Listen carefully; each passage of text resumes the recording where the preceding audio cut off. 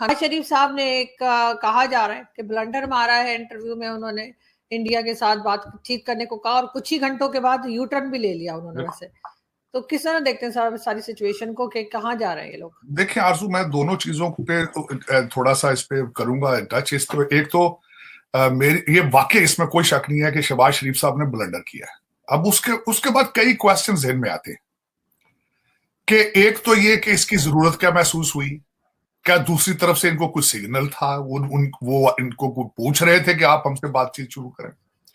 और दूसरा एक ये था कि अगर आपका माइंड क्लियर नहीं है और अगर आप सब लोग एक पेज पर नहीं है तो आपको इस तरह की ये कोशिश करने की क्या जरूरत थी। देखिए, ये तो एक खामखा एक डायलॉग, वो भी गलत तरीके से आपकी फॉरेन पॉलिसी का मजीद आपने मजाक बनाया है, ये इसमें कोई शक नहीं।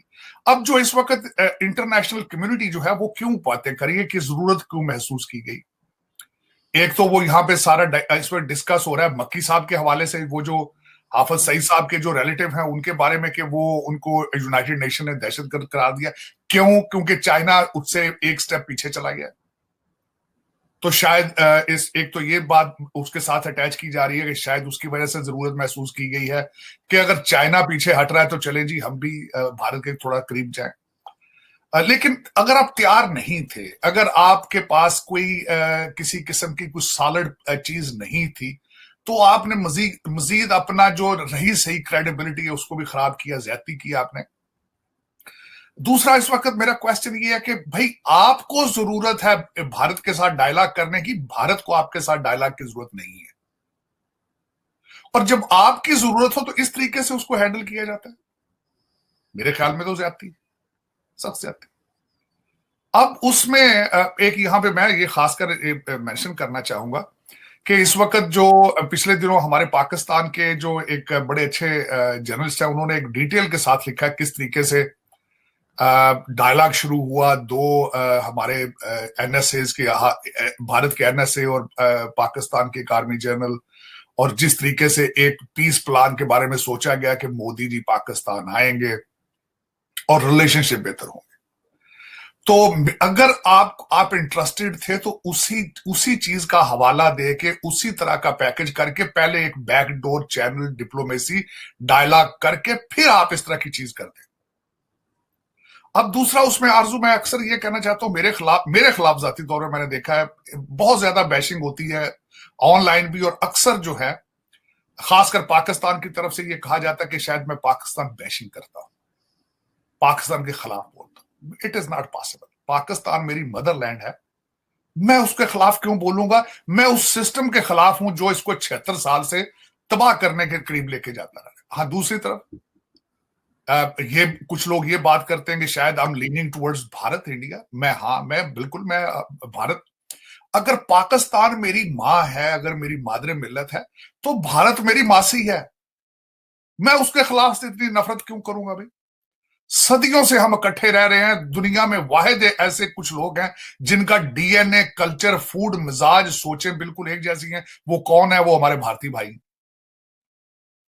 और मैं स्ट्रिक्टली बिलीव इस चीज पे करता हूं कि आरजू कभी नफरत में इतने आगे ना चले जाएं कि वो आपको हर्ट करना शुरू कर दे। अब इस वक्त हम इस पॉइंट पे पहुंच चुके हैं नफरतों में कि हम अब वो चीजें हर्ट कर रही हैं, मुसलसल कर रही हैं, बिलखसूस पाकिस्तान को ज्यादा हर्ट कर रही हैं, क्योंकि हमारे एक तो डेमोक्रेसी का सिलसिला मुतासर रहा, उसके बाद करप्शन, नेशनलिज्म, मिसमैनेजमेंट, सारी चीजें हमारे पास है। भारत तो अपनी तरक्कियों में जा रहा है। आपकी जरूरत है इस वक्त, और मैं समझता हूं आज भी अगर देखा जाए कोई भी चीज इंपॉसिबल नहीं है। अगर आप रिलेशनशिप बेहतर करना चाहते हैं तो आप स्टेप लें, वहां से भी देखें। मैं ये जरूर मैं अप्रिशिएट करूंगा, वाजपेयी साहब अपनी बड़ी मुखालफत के बावजूद पाकिस्तान आए थे। मोदी साहब अपना बहुत बड़ा कैपिटल इक्विटी को दांव पे लगाकर पाकिस्तान आए थे।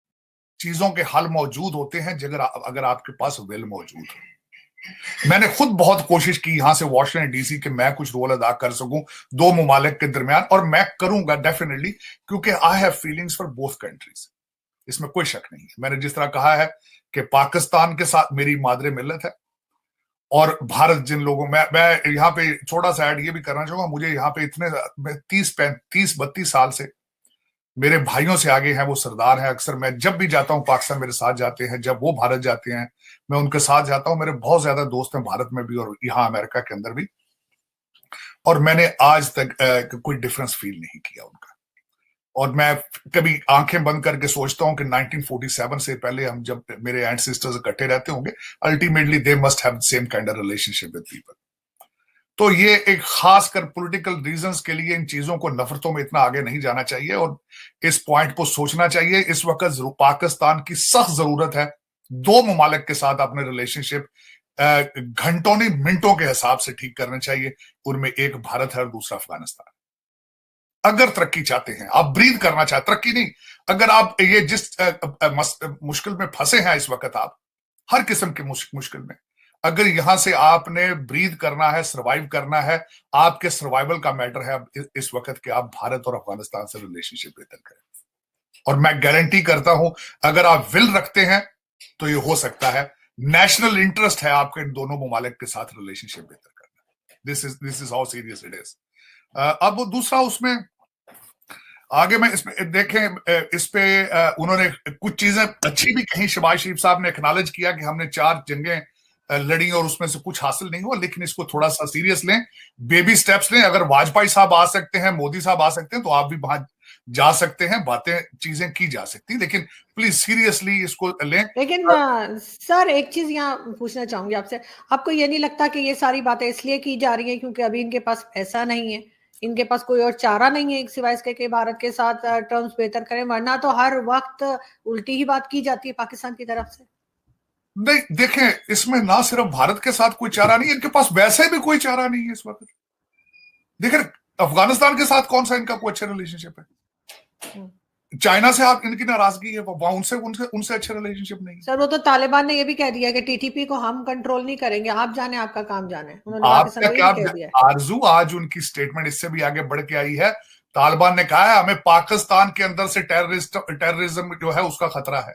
अब देखें, यहां तक भी हालात आने थे कि तालिबान ने स्टेटमेंट दी है कि पाकिस्तान की तरफ से हमें दहशतगर्दी का खतरा है। और दूसरा, मैं एक सबसे बड़ी इनको मैं मुसलसल एक बात मजीद ऐड करना चाहूंगा, कुछ समझने वाले ये समझेंगे नहीं, लेकिन इस वक्त ज्यादातर मसाइल जो इकोनॉमिक इनको है वो भारत की स्ट्रॉन्ग लॉबी इन वॉशिंगटन डीसी।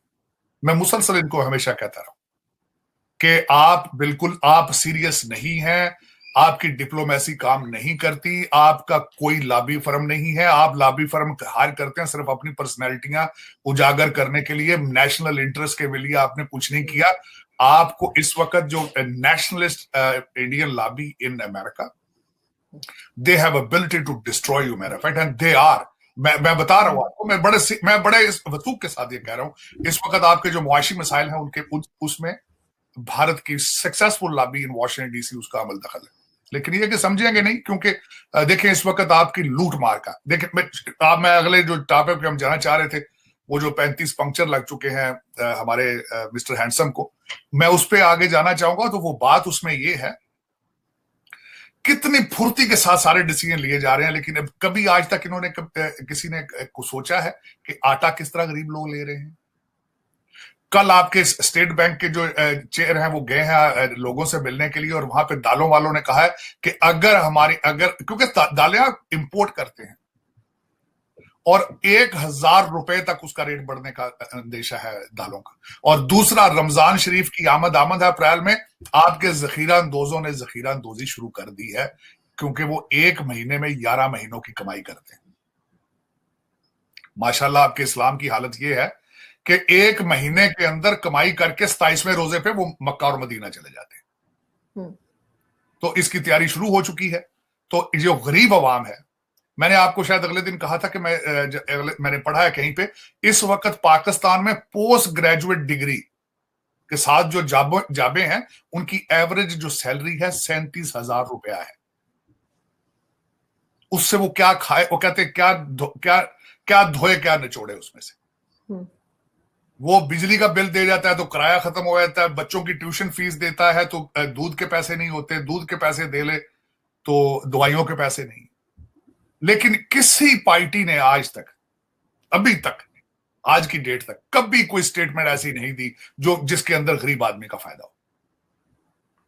अपने इमरान खान साहब का टोटल टारगेट सिर्फ इस्लामाबाद में पहुंचना, वजीर आजम दोबारा बनना, और जो इधर वाले जो है उनका टारगेट ये है कि किसी तरीके से हम चीफ मिनिस्टर भी बन जाए पंजाब का और अपने केसेस वगैरह खत्म कर दें गरीब गुरबत की। लेकिन मैं बार बार इस वक्त करके ही अच्छे पाकिस्तान के जर्नलिस्ट भी कहना शुरू हो चुके हैं कि पाकिस्तान का हल इस वक्त या सिर्फ टेक्नोक्रेट सेटअप है और या फिर मार्शल लॉ है। लेकिन दोनों चीजों के अंदर मैं समझता हूं कि पता नहीं हमारे आसिम मुनीर साहब किस चीज का इंतजार कर रहे हैं, वो किस चीज का इंतजार कर रहे हैं, क्योंकि पाकिस्तान को किसी चीज कोई भी डायरेक्शन पे ठीक करने के लिए सलाहियत सिर्फ उनके पास है। और दूसरा, उनकी मॉरल जिम्मेदारी भी बनती है, क्योंकि ये खान साहब का तजर्बा उन्होंने किया था भाई, उनकी स्टैब्लिशमेंट उनके इदारे ने किया था। पाकिस्तान इस वक्त अगर बैंकरप्सी के सर पे पहुंचा है तो उनके इदारे ने तजर्बा किया था ये इमरान प्रोजेक्ट। उनको चाहिए कि इसकी मॉरल ऑब्लिगेशन इसको संभालें और पाकिस्तान के बारे में कुछ अच्छे फैसले करें जो कि होंगे सख्त कड़वे, लेकिन सिर्फ वही है एक वाहिद इंसान पाकिस्तान में जो इसका सद्देबाब कर सकते हैं या इसका हल निकाल सकते हैं। वरना ये जो लोग बैठे हैं दूसरे, मैंने आपको अर्ज की थी, मैं फिर दोबारा एक दफा बताना चाहता हूं कि पाकिस्तान के हालात कितने खतरनाक हैं। पीडीएम में जितनी पार्टियां हैं उन्होंने मिनिस्ट्रियां आपस में तकसीम कर ली थी इस्लामाबाद, और उन सारी पार्टियों ने अपने मर्जी के अफसर जो है वो हायर कर लिए हैं करप्शन के लिए, और वो मिनिस्ट्रियां आपस एक दूसरे के साथ कम्युनिकेट नहीं कर रही, नॉन फंक्शनल। ये आपकी फेडरल गवर्नमेंट के हालात है। अब पंजाब के बता देता हूं हालात आपको। पंजाब के हालात ये हैं कि वहां पे परवेज लाई साहब जब जितना सब रहे चीफ मिनिस्टर, वो PCS Punjab public service commission के जो लोग थे उनसे पंजाब को चला रहे थे। वो जो फेडरल गवर्नमेंट के एम्प्लॉइज थे उनको वो चार्ज ही नहीं देते थे। और दूसरा, तीसरी इसकी मैं मिसाल ये देना चाहूंगा कि आपकी फेडरेशन की हालत इतनी कमजोर है कि जब अगले दिन जिनेवा आप गए सलाब के पैसे मांगने के लिए, तो हर सूबे का नुमाइंदा अलग अलग खुद गया था और उन्होंने वहां इमरान खान की तस्वीरें लगा के खैरात मांगी, उन्होंने फेडरेशन की बात नहीं की। तो इन सर्कमस्टांसेस में मेरी मिन्नत होगी आसिम मुनीर साहब से कि आप किस चीज का इंतजार कर रहे हैं मजीद। हदायतुल्लाह को पकड़ लिया आपने, अगले दिन उनके अब वहां यहाँ पे वाशिंगटन डीसी में ये डिस्कस हो रहा है कि आपके एक कोर कमांडर साहब ने जाके उनको पकड़ने का क्यों उनको धमकियां दी और अरेस्ट कर लिया गया। और दूसरे लाला जी हैं, लाला साहब हैं जो काउंसलर हैं, उनके हाथों, बंदा 70 साल का मरीज है, उसके हाथों में जख्म है, पुलिस उसको पकड़ के मारती रही। और उनके मुतालबात देखें जरा आप गवादर वालों के, कि वो उनकी मछलियां पकड़ रहे हैं, आप जाकर चाइनीज को बेच दी, उनकी मछलियां भी गरीबों की। सर वो आसिफ गफूर साहब कह रहे हैं कि जी अगर तो प्रोटेस्ट किया तो मैं जेल में बंद कर दूंगा। वही तो उन्हीं का तो मैं कह रहा हूं ना, वही तो क्रिटिसाइज हो रहा है वॉशिंगटन डीसी में कि उनके जॉब डिस्क्रिप्शन ही नहीं है। He is an army guy, why he is going into the civilian and arresting the people those are जिनकी जायज डिमांड्स है, उनको पकड़ रहे हैं। तभी तो फिर इस वक्त दुनिया में वो समझते हैं कि हम बात करें तो किससे करें, आपका सिविलियन सेटअप तो एग्जिस्ट ही नहीं करता। तो इस वक्त आरजू, आपके हालात इतने पतले हैं। कल तो नेड प्राइस ने भी कह दिया, कहता जी हम बात कर रहे हैं लेकिन आप खुद कर, आपकी उन्होंने आईएमएफ वालों ने किस्त भी वो पोस्टपोन कर दी। सर वर्ल्ड बैंक ने भी रोक दिए 1.1 बिलियन जो देने थे। लेकिन दर हकीकत दुख वाली बात है कि किसी के रेडार पे आपकी इकोनॉमिक क्राइसिस नहीं है। आपके इन सारे जो लोग आपके इस वक्त ये करप्शन का अलायंस है, इनका सिर्फ और सिर्फ करप्शन एजेंडा है और कुछ भी नहीं। और मैं ये वैसे बताऊं, आपके इनके अंदर इंतशार शुरू हो चुका है, इनके अंदर फॉरवर्ड ब्लॉक बनने शुरू हो चुके हैं। खाकान अब्बासी साहब, ख्वाजा साद रफी और उसके बाद मिफ्ता इस्माइल, ये अपना फॉरवर्ड ब्लॉक लेके आ रहे हैं। दूसरी साइड पे तैयारियां हो रही हैं, तरीन साहब और अपना अलीम खान साहब और कुछ और लोग अपनी तैयारियां कर रहे हैं। फॉरवर्ड ब्लॉक बनने शुरू हो जाना, इंतशार का शिकार होगा, मजीद लड़ाइयां होंगी, मजीद तबाहियां। आज एक बंदे की मैं बात आखिर में इस टॉपिक पे ये बात करना चाहूंगा, उसने बड़ी खूबसूरत बात की। आपके पाकिस्तान के एक बड़ा सीनियर जर्नलिस्ट है, उसने कहा अगर आप अरशद शरीफ के कत्ल की चीजें बता दें तो इन सब के कपड़े उतर जाएंगे। दूसरे कपड़े तो उतर गए ना, आपकी गवर्नमेंट ने कह दिया है कि हमने तोशा खाना का हम रैकेट नहीं देंगे। बिल्कुल। अब देखें आपकी कि पीडीएम की गवर्नमेंट ने कहा है कि हम तोशा खाना का अगर रैकेट दें तो मुमालिक के साथ हमारे रिलेशनशिप खराब हो जाएंगे। देखें इस अवाम में कितने सारे, ये सब के सब दंगे हैं। और आज उस बंदे की बात बहुत वजन वाली बात है। उसने कहा अरशद शरीफ के कत्ल का कि हकीकत बता दी जाए कौम को, तो कई लोगों की सियासत खत्म हो जाएगी। सर ये तो इन्होंने कहा भी है, शाहिद खान अब्बासी साहब की तरफ से भी सुना गया है कि वो कह रहे हैं कि टेक्नोक्रेट की गवर्नमेंट की वजह से वो नाराज हैं। उन्होंने कहा कि मैं मुखालफत करूंगा अगर लाई गई। नहीं, वो उनकी मुखालफत करने ना करने से क्या फर्क पड़ता है। खान अब्बासी साहब तो मरी से अपने हल्के में भी इलेक्शन हार गए थे, जाके लाहौर से उनको एमएनए बनाया गया था, उनकी मुखालफत का क्या फर्क पड़ता है अगर 2-4 बंदे। लेकिन ये बता देना दूसरा हल क्या है भाई, दूसरा हल बता देना। आपसे कुछ चीज चल सकती है? आपसे आपके 72 वजीर हैं इस्लामाबाद के अंदर, आपसे और सिर्फ इस्लामाबाद आपके पास है, वो भी पूरा नहीं है पास आपके। तो इस वक्त तक मेरा ये क्वेश्चन बहुत वैलिड है कि आसिम मुनीर साहब किस चीज का इंतजार कर रहे हैं। मुझे मेरे समझ से बाहर है कि ये, क्योंकि बहुत सारे 700 कंटेनर इस वक्त आपका सी पोर्ट पे पड़ा है आपके कराची। बिल्कुल जी। और वो आपके पास डॉलर नहीं है कुछ भी, लेकिन कौन फैसला करेगा ये कि इंपोर्ट बंद की जाए? मुआशी इमरजेंसी किसने लगानी है? सर इमरान खान की पार्टी के लोग कहते हैं 35 में से 33 सीटों पे इमरान खान खुद इलेक्शन लड़ेंगे। और मैं कहता हूँ वो सारे 276 पे सारी असेंबली में इमरान खान खुद लड़ ले, उसका क्या फर्क पड़ता है? असल में इमरान खान साहब को गश पड़ रहे हैं। बाजवा साहब ने कई उनको बता दिया था कि आप हमारे 10 साल का मंसूबा है। उसको बार बार मरोड़ इस चीज का पड़ता है कि मैं 2/3 मेजोरिटी मिले और मैं 10 साल आके डिक्टेटर बन जाऊं। और दूसरा 2/3 मेजोरिटी लेने के पीछे एक और बात भी है, वो कहता है कि मैं अपोजिशन को फांसी दे दूं सारी को सारी। जिस तरह पहले उन्होंने बाजवा साहब के सामने भी अपनी ख्वाहिश का इजहार किया था कि इन सबको पकड़ लो जाके, इनको अरेस्ट कर लो। तो फिर बार बार अभी भी कहते हैं आईएसआई को करप्शन खत्म करनी चाहिए, बार बार कहते हैं आर्मी चीफ साहब को इलेक्शन शफाफ कराना चाहिए। वो तो डिक्टेटर माइंड सेट है उनका। भाई आर्मी चीफ आपका नौकर है, बाजवा साहब आपके नौकर थे, इलेक्शन कमीशन ने कराना है, आर्मी वाले का क्या काम है? अगर उन्होंने सारा कुछ करना था वो खुद ही चला लेंगे, फिर आपकी नैपिंग सारा दिन बदलने की क्या जरूरत है उनको? और आपकी सारी करप्शन की वजह से बदनाम तो एस्टेब्लिशमेंट हुई। सर एक बहुत लंबी रकम तो मौलाना तारिक जमील के अकाउंट्स में से भी मिली है, जिसको फ्रीज कर दिया गया है। वो तो अब उनकी दुआएं भी काम नहीं आ रही लगता है। मुबैना तौर पे कहा जा रहा है, कोई क्या पता अभी प्रूफ नहीं हुआ, लेकिन कौन सा ताहिर कादरू साहब वो भी बहुत बड़े अमीर आदमी हैं, उनके भी बहुत जायदादें, कारोबार कनाडा के अंदर वसी जायदादें, पूरे यूरोप के अंदर उनके इंस्टीट्यूशन है, वहां से जो ओवरसीज पाकिस्तानीज हैं उनके बच्चों को कुरान जी पढ़ाते हैं और बड़े बड़े चंदे लेते हैं। ये सारे अमीर लोग हैं, ये कारोबार, ये दाढ़ी रख के कारोबार कर रहे हैं, बड़ा अच्छा कारोबार है, लोग करते हैं। मुझे एक दोस्त ने कभी कहा था, यार तू तो वहां मजदूरी करता है अमेरिका में बहुत ज्यादा, ये पाकिस्तान में आके दाढ़ी रख ले, बस तावीज लिख दिया कर दे तो कारोबार ही बहुत बड़ा है। मैं तो मजाक नहीं, ये बहुत अच्छा कारोबार है और पाकिस्तान में चलता है क्योंकि तालीम तो है नहीं लोगों के पास। एक दोस्त ने तो मुझे यहां तक कहा था, यार अगर दाढ़ी नहीं रखनी तो किसी सड़क के ऊपर एक नलका लगा के वहां साइन लगा दो कि इसके पानी से नहाने से खारिश खत्म हो जाती है, या ये मुबारक पानी है, शफाफ पानी है। कहता तू इसी से मिलियनर हो जाएगा। कहता तू तो है मजदूरी कर रहा है अमेरिका में, बात बिल्कुल ठीक, आस्थाना बना लो।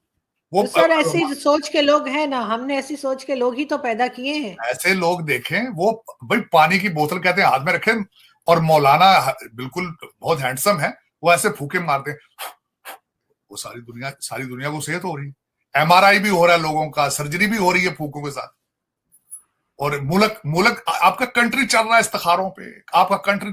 वो देखे ना, वो जो आईएसआई वाला बंदा रहमत था जो सऊदी अरेबिया चला गया, वो सिर्फ फोन पे सुन के बता देता था भाई आज ये होना है वो होना है। वो कह रहे थे जी मुर्शद पाक है, हाँ जी मुर्शद जी, क्या मुर्शद, पूरी कंट्री मुर्शद चला रहे हैं भाई, सारा मुल्क ही सारा कंट्री मुर्शद चला रहे हैं। तो अभी तो नवाज शरीफ साहब से मिलने सब लोग पहुंच गए, नवाज शरीफ साहब खुद क्यों नहीं आ जाते यहाँ पर? बस बदकिस्मती है मुल्क की। पहले भी तो लंदन से ऑपरेट होते हैं, आपके सारे लोग तो लंदन से आते जाते हैं, सब इनके बड़े बड़े महंगे अपार्टमेंट, बैठे खाते पीते हैं, मजे करते हैं। मेरा तो अलमिया ये है, मैं हमेशा ये कहता हूं कि खुदा रे ये डुअल सिटीजन लोगों से जान छुड़ाएं आप, ये इंपोर्टेड लोग आपको तबाह कर देंगे, और आगे जिसको मजीद की पोजीशंस देनी है मेक श्योर करें कि उनके बच्चे, माँ बाप, प्रॉपर्टी पाकिस्तान में हो। ये जो वन वे टिकट वाले लोग हैं, ब्रिटिश और अमेरिकन और कनेडियन, ये आपको तबाह करके छोड़ेंगे, क्योंकि उनका इंटरेस्ट ही नहीं है वहां पे। क्यों डिसीजन लेने? सर अब जो इनके पैसे रोक दिए गए हैं, कई वर्ल्ड बैंक वाले भी नहीं दे रहे, आईएमएफ भी नहीं दे रहा, साथ साथ ये अब्दुल रहमान मक्की वाला भी सामने आ गया है, इससे पाकिस्तान मजीद किस मुश्किल में जा सकता है? इससे मुश्किल आगे किस में जाएंगे अगर 700 कंटेनर कराची पड़ा हो और कल आपके स्टेट बैंक के चेयरमैन के सामने आपकी जो लोग कारोबारी आए थे वहां हजारों कतार रोए हैं, चीखे लोग। अब आगे कहां जाएंगे? अब आगे अगला क्या होगा? आप मुझसे पूछ रहे आगे क्या हो? एयरलाइनें बंद होंगी, फिर उसके बाद ट्रेनें रुकेंगी क्योंकि पेट्रोल लेने के पैसे खत्म हो जाएंगे, गैस लेने के। फिर उसके बाद यही होगा ना, श्रीलंका में क्या हुआ था, यही हुआ। फिर उसके बाद ये होता है कि आपका रुपया सड़कों पे रुलेगा, कोई उसका आपकी लोकल करेंसी डॉलर बन जाएगी, जिस तरह वेनेजुएला में हुआ था। और ये जो आपके जो चंद लोग हैं जो आपकी किस्मत से अब खेल रहे हैं, इनके सबकी जेब में वन वे टिकट है, ये सारे लंदन चले जाएंगे। मैंने तो आपको कई दफा कहा था मुर्गियां ले लें, आप बकरियां मुर्गियां ट्राई करें, आप कोशिश करें। तो इस्लामाबाद में 1 घंटे के लिए बिजली आया करेगी, वो टैंकियों में आप पानी चढ़ा लिया करेंगे और उसके बाद आप सारा दिन बैठ के तो लकड़ियों के ऊपर खाना बनाया करेंगे, और क्या होगा। आरजू, ये दर हकीकत आपने बड़ी मेहनत की है 76 साल इस पॉइंट पे पहुंचने के लिए। आप बहुत मेहनती लोग हैं, इसमें कोई शक नहीं है, लेकिन खुदारा ये जो 22 करोड़ लोग हैं इनको जगाने की कोशिश करें। इनकी आंखों पे पर्दा और कान बंद हो चुके हैं, इनके पता नहीं क्या बात है, जिहाद जिहाद, हालांकि ना इनके डीएनए में। मैं इनसे पूछना चाहता हूं, आपके कभी आबाओ अजदाद ने कभी जिहाद किया था? और जिस मजहब की बात करते हो पहले उसकी फिलॉसफी तो समझो यार। मैं कहता हूं गूगल करके देख लो जिहाद किसको कहते हैं। हर बात पे जिहाद, हर बात पे जिहाद। मैंने इस्लामिक लॉ पढ़ा खुद, जिहाद की कंडीशंस होती हैं, ये थोड़ी है हर बात में जिहाद कर दें, जिहाद करें। कोशिश करें इस्लाम को समझें। सबसे पहले तो मेरी हम्बल रिक्वेस्ट है, नमाज तर्जमे के साथ सीखें पहले, तो फंडामेंटल्स है। इस्लाम की फिलॉसफी देखें, इस्लाम का मतलब है सलामती। कोशिश करें पहले सलामती को सीखें, उसके बाद उसके एलिमेंट्स को देखें। इतने खूबसूरत मजहब को इस तरह खजल जलील ना करें आप।